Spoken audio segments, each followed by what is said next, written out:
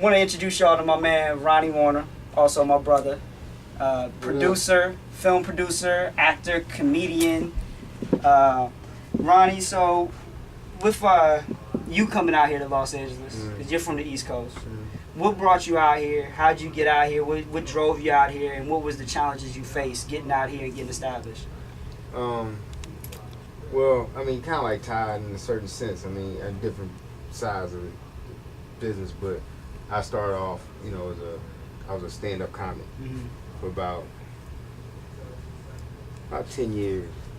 But anyway, I was doing comedy, and it's funny because when you're an artist, and Ty can attest to this, man. When you know, like when you was playing drums and stuff, I'm sure it wasn't like a thought about where this was going. You know, it's what you do. You know what I mean? It's just what you wake up every day and do. And so I'm doing my stand-up. I'm traveling all over the country, making no dough. You know what I'm saying? But it's the thrill of the audience. You know what I mean? And that passion that's behind it.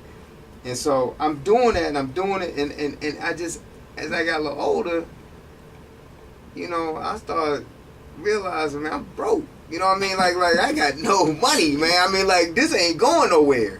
And one of a big moment kind of for me was, there was a couple of moments, but one in particular.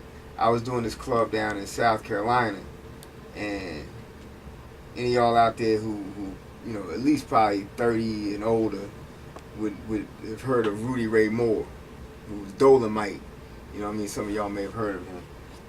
But this cat in the 70s was, among black folks, a star. Like you know, movies, man. You know what I'm saying? You know, in theater and all that stuff. Everybody knew about Rudy Ray Moore. Not the best quality of stuff in the world, but nevertheless, you know what I'm saying? It is what it is. So anyway, I'm doing this club in South Carolina called Secrets. And it's one of them chitlin circuit spots where, you know, it's a nightclub and you do the stand up, and then after the stand up, you know, people dancing and everybody. Right. And so I get there and I see this big banner, you know, inside the club, like one of those, you know, vinyl banners said, you know, Rudy Ray Moore, you know, Dolomite, you know, and he had been there like 2 weeks prior to me, and they still had the thing, because I'm sure they were proud of that, having him there.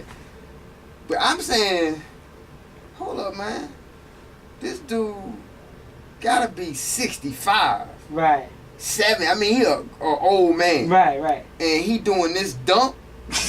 And no disrespect, Secrets, but hey, man, that ain't where I want to be. I done had a stellar movie career, right. And I knew that even in that club, if they was charging $30 a head, but we're in a place that people ain't gonna pay no $30 a head. Right. You know what I'm saying? Right. But even if they paid $30 a head, that man wasn't walking away with no real dough. Right. Now, so I was living in D.C. at the time. And I saw this. I said, man, hold up, man. So then I went back home. And I went to the video store where I used to get all my videos, and this cat had his own section. Wow. You know what I'm saying? Dolomite section. It was him and his room. And I was like, I was like, yo, man, and I ain't nobody. I ain't done nothing at this time. I ain't even been on TV or nothing. You know what I'm saying? And I was like, hold up, man. I can't be there. Right. At 65. Right. I can't be doing this. Right. You know what I'm saying? I'm eating bad. I'm in the Waffle House and you know, all that kind of stuff. You know, you know. And so I said, hold on, man, I gotta start really thinking about where am I taking this. Right. You know what I'm saying? So that's when, you know, Los Angeles, you know what I mean? Because, you know, there's TV, there's film out here, and in TV and film there's a certain thing, and remember this, called residuals. So when you're a live performer, I don't give a damn. Yo, I done got stand ovations, okay, as a stand-up. And that was it. I mean, it wasn't like that stand ovation like 3 weeks down the road. I got another check say, hey, man, we just want to send you an extra $5 on that standing on. But, man, I was just sitting around thinking about that. Man, none of that. In the moment, huh? That was it. Yeah. You know what I'm saying? And you as good as your last show, but if you come out here now, it's still a long shot, you know. But at the same time, this cast, let's just say Will Smith, and I know Will Smith is way beyond worrying about his residuals for Fresh Prince. Right. But my point is, you know, there are people on that show, the Butler. You know what I'm saying? You don't necessarily see him no more, but he's still getting checks. Yep. off that show. You know what I'm saying? I don't know if that makes him rich, and I don't know what it makes. That's not the point. You just want to be able to live and survive. You know what I'm saying? Right. And then as a stand-up, I was also, my other thing was, if you know, if I get a little pop, then I can take my numbers up. Right. And going a step back, because I started off on the business side of it. I promoted the Martin Lawrence show back in the day. You know, early 90s. Like 91. 91. And so I paid him $4,000, okay, for that show. Hold on. This is before Def Jam? Before Def Jam. Before Def Jam. Okay. It's October. 92 is when Def Jam came out. He was hosting Def Jam. Okay. And then that fall of 92, the Martin show came on. Oh, okay, so it was before the Martin show and Def Jam. So exactly. the year before his shit popped. Right. Okay. I called that next year because I wanted to bring it back. Uh-huh. And this the last year, okay, right. He's going to probably be doing about the same jokes. Right.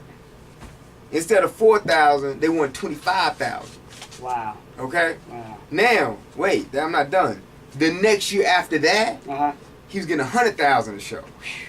So now that's the extreme side of it. Right. But yeah, man, you know, between me and $100 a show, right, there's a lot of I had a lot of room, you know, to advance myself between that and that. So my point is, you start being around stuff and you start understanding stuff and you start thinking about the business of it, because you gotta always be on top of your business. Right. You know, you start making decisions about where you want to move your career and your energy. Right. And also starting to use what tools you have. I'm a writer. Right. Okay. I also want to be an actor. You know what I mean? And so I said, okay, let me start opening all these things up and see where all this stuff lands. And all this stuff is what drove me. That's what drove you to come here, to come to LA. Exactly. Okay.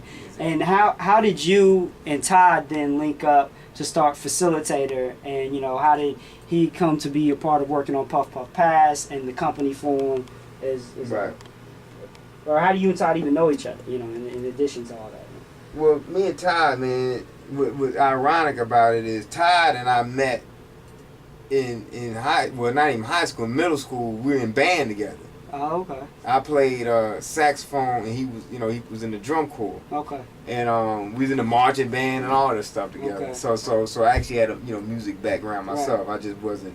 That cat is talented, man. Right. I mean, I wasn't as talented as he is. So that's how we met. Then I came out here in '99, and I think Todd came out maybe a year or two later, 2-3 years later, or something like that. What year did you come out here? 2001. 2001. So what? 2 years later. And we know each other, right, since going on years. Right. 1999. Yeah, right. You know, I mean, and just to be honest, we met in the '70s. Wow. I wasn't alive in the 70s. I met him before. I wasn't alive in the 70s, so hey, to give you perspective. Tell you how old we are. Right. But now that's another thing, though. To be honest, man, I mean, I tell people this. I remember my parents were like asking me when I first got into comedy. They're like, "Well, do you really sure about this?" I was like, "Yeah." And they said, "Well, you got a plan B?" And I said, "Yeah, plan A." And so my point to that is, don't mess with this unless this is it. I mean, don't even mess with it, man. This gotta be in your blood. You can't, don't mess around with this. Don't say, let me see what happens. Just stay working at whatever, go to ITT or wherever you got to do and get your degree in something or learn a trade. Do not mess with this. Don't fuck with this unless your soul is in it. Don't watch come tell you something right now. It wasn't Eddie Murphy or Richard Pryor or nobody that inspired me to do this. It was God. And now I do appreciate them cats and love them, right. and I give homage to their presence before me.